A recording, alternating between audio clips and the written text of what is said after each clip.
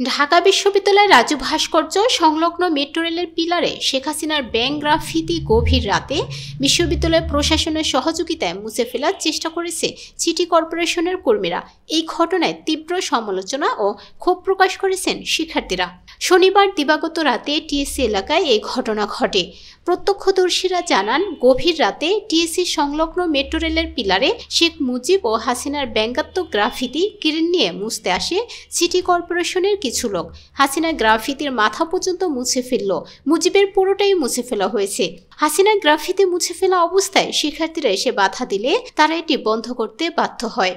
শিক্ষার্থীরা জানান, শেখ হাসিনার গ্রাফিতিটা ছিল মূলত ঘৃণাস্তম্ভ।